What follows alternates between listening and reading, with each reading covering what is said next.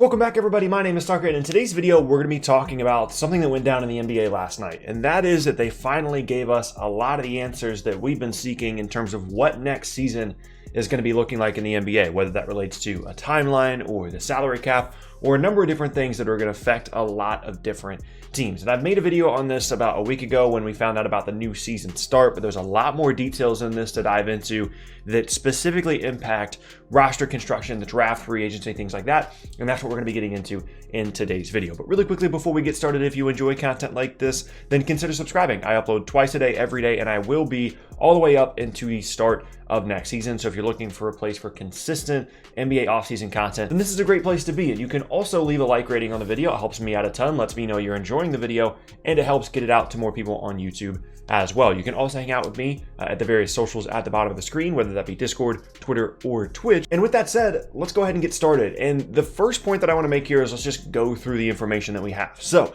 first up, the NBA season, as of right now, is set to begin on December 22nd, which if that feels really fast for you, it's because it is. Today is November 6th, so about a month and a half from now, we're going to be playing NBA games, which is kind of crazy to think about such a short turnaround, because the time between the end of the finals and the 22nd of December is less than half the time of a typical offseason. But as we all know, things in the last handful of months haven't been typical in the NBA or elsewhere in the world, right? So the reasoning behind such a quick start and such a quick turnaround for the NBA has, quite frankly, a lot to do with money. The players wanted to start in January or February to give, especially those teams that made a deeper run in the bubble, a bit more time to recover, have a longer turnaround, and quite frankly, to give these front offices more than 3 weeks worth of time to put together, an entire roster, which we'll get to in a second. But starting the season at Christmas time, basically around, 22nd, and getting in a 72 game schedule, which isn't the full 82, but it's still a lot of games, is really critical for the NBA for a couple of reasons. One, there's Christmas revenue involved here. That is a huge day for the NBA as it relates to TV money and things like that.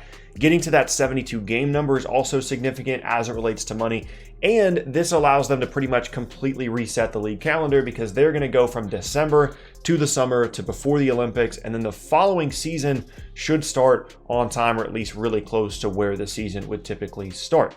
And the revenue numbers here are not insignificant at all. I mean, this is a difference of like a couple $2 billion for the NBA for the comparison of like 72 game schedule starting right before Christmas compared to playing like 50 something or 60 something that the players wanted to do in January or February. And that's why ultimately this got pushed through by the league. Okay, but now let's talk about the team building stuff, the rosters, the salary cap, the draft, free agency, all that stuff, right? I know that's a lot of what you guys are here for. So as of right now, the plan is for the NBA draft to be November 18th. We've had that date set in mind for a little while now.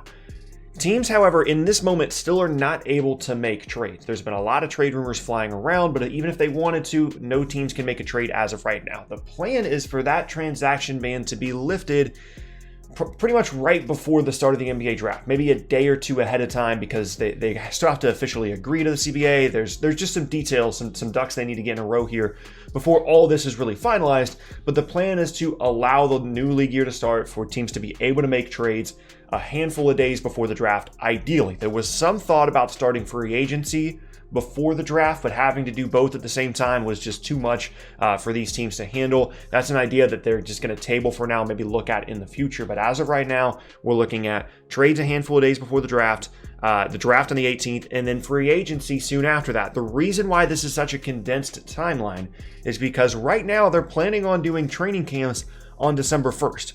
Which is 24 days from the release of this video. A little bit over 3 weeks from now, they want players to report to training camp.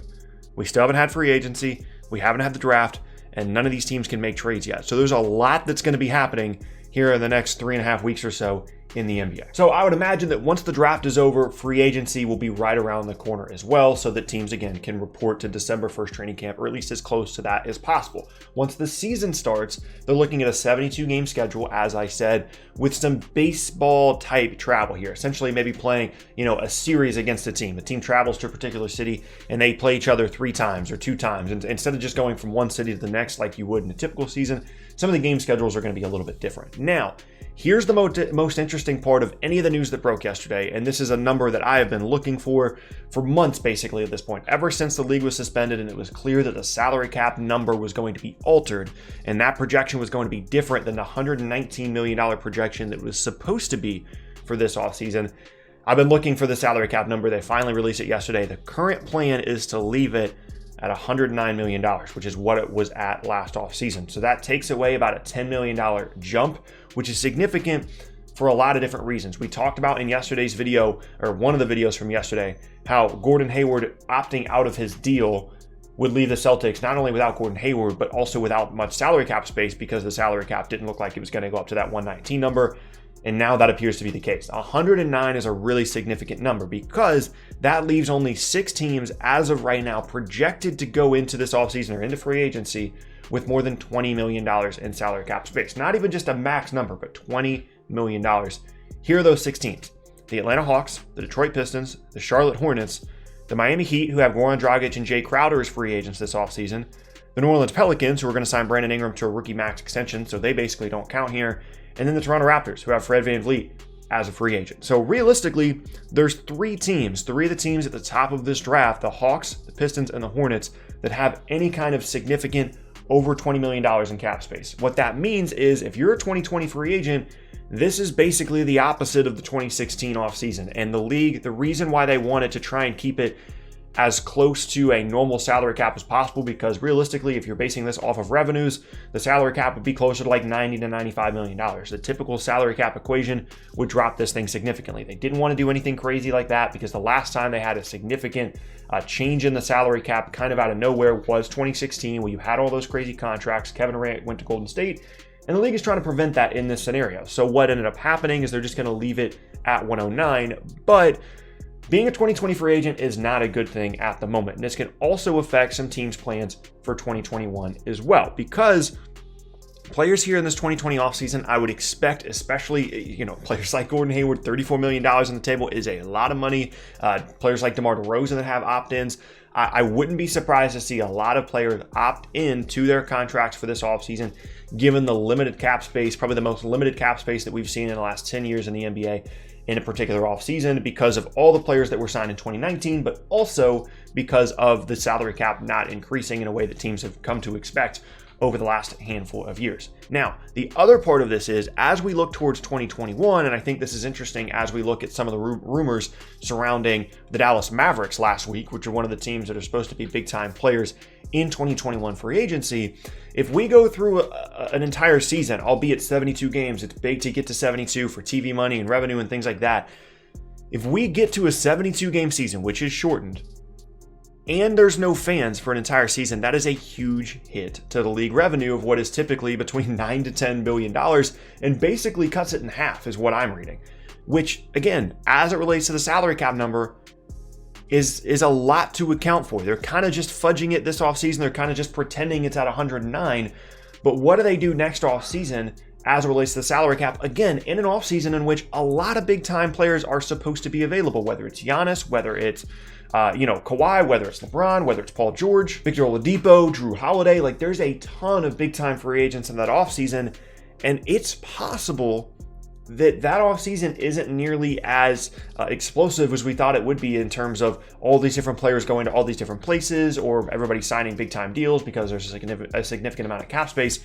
If that revenue number dips the way it looks like it's going to, because they're not going to have fans for most of, if not the entire 72-game season, then I don't know. I'm back to the uncertainty of, like, I have no idea what the salary cap number is going to be. It seems like they can kind of do this for 1 year and they can pretend it's at 109 just to keep the league operating normally. But realistically, it might still be at 109 next offseason. It might be at 100. It might be under that. There's really no way to tell right now, which is probably one of the reasons why we're going to see some teams this offseason maybe forego, planning on 2021 cap space. Teams like the Mavericks going ahead and trying to get themselves a big-time player this offseason rather than waiting for one next offseason, because that cap space that they're thinking they're going to have might not actually be there. They're already kind of on the borderline of having max cap space or not that offseason. They would have to move some players, but that's with the projection of that offseason, which, as we learned this offseason, the projection isn't really something you can count on moving forward here. So there are a ton of variables. This is not at all an insignificant piece of news that was released yesterday.